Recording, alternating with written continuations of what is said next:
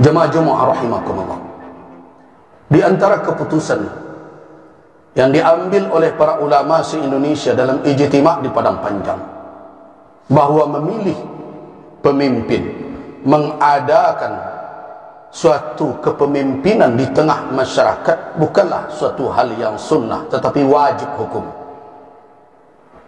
Tidak boleh suatu komunitas, apalagi bangsa yang besar ini, tanpa seorang pemimpin.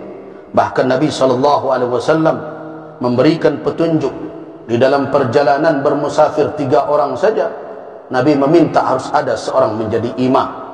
In kuntum salasa fi safarin falyummakum ahadukum. Kalau kamu bertiga dalam bermusafir, jadilah seorang menjadi imam kamu. Apalagi dalam jumlah 270 juta lebih, tentu akan kacau balau. Karena itu menghadirkan kepemimpinan dan adanya seorang pemimpin itu merupakan kewajiban, bukan sunnah.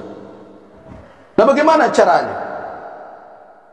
Situasi dan kondisi yang ada, bahwa negeri ini memilih satu sistem, terlepas setuju atau tidak setuju dengan konsepnya masing-masing. Tapi itulah yang disepakati saat ini untuk melahirkan seorang pemimpin. Kalau kita biarkan ini terjadi dengan alasan ini tidak sesuai dengan konsep kita berbagai macam, maka lahirlah pemimpin yang sama sekali mungkin berjarak jauh dengan nilai-nilai syariat. Karena itu, pilihan hanya satu untuk saat ini: terlibat aktif dan cerdas.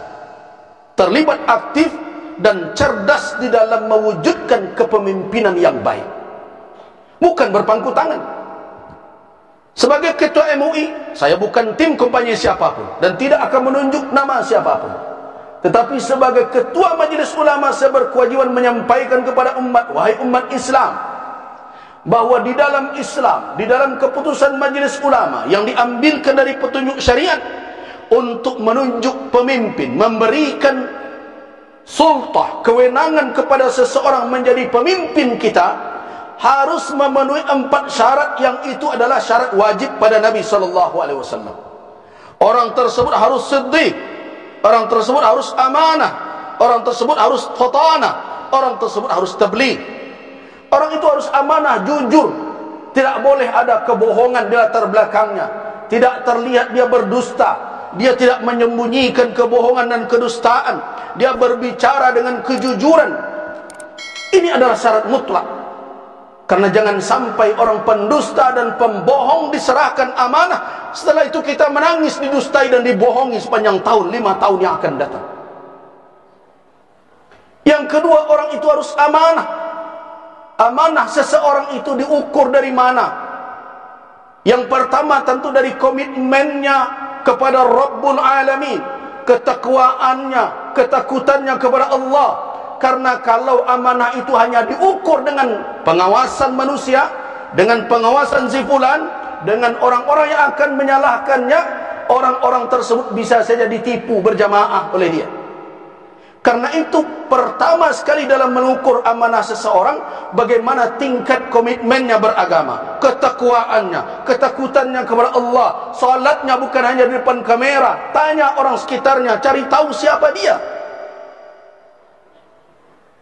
Kalau salatnya tidak benar, bagaimana amanah akan ditumpangkan? Kalau Rabbul Alamin saja, Allah Subhanahu wa taala saja tidak ditakutinya, yang menjadi beban ditanggungjawab di dalam di atas pundaknya, bagaimana dengan amanah manusia?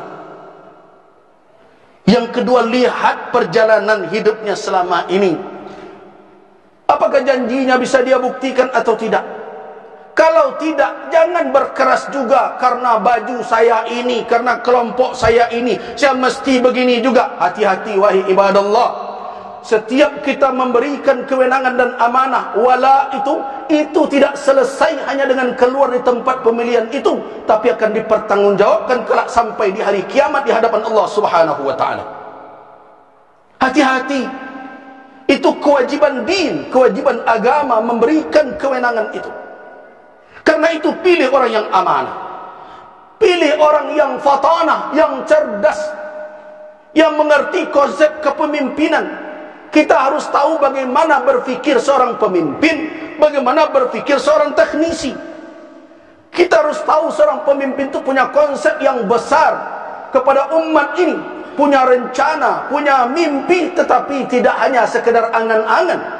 Dia pandai mengeksekusi, dia mengerti bagaimana cara menjalankannya, dan dia faham apa yang menjadi penyakit dan masalah di tengah bangsa ini yang harus dia obati.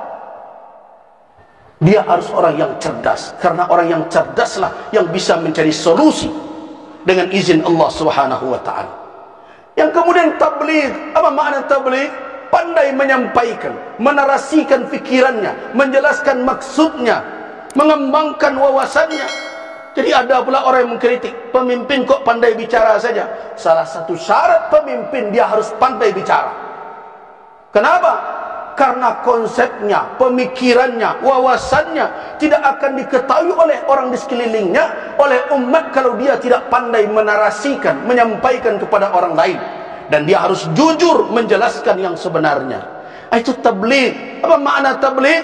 Orang itu transparan, orang itu punya kemampuan dan kemauan dengan lurus menyampaikan apa yang ada, yang menjadi tanggung jawab dan tugas. 4 sifat itu wajib. Nah, kalau ada orang yang seperti itu, di dalam fatwa Majelis Ulama tersebut, wajib memilih orang yang seperti itu. Dan memilih yang selain itu haram hukumnya di dalam Islam. Begitu keputusan. Nah, hari ini saya sampaikan, Allah Subhanahu wa ta'ala menjadi saksi dalam khutbah ini. Allahumma fashhad, ya Allah saksikanlah, saya telah sampaikan kepada umat di negeri ini, kita akan dipertemukan oleh Allah Subhanahu wa ta'ala. Saya lepaskan tanggungjawab saya hari ini. Saya telah ingatkan umat khusus di Masjid Muhsinin ini, kalau ada orang yang memenuhi atau mendekati standar yang itu, maka wajib memilihnya dan memilih yang lain. Padahal ada orang yang memenuhi kriteria tadi, haram hukumnya.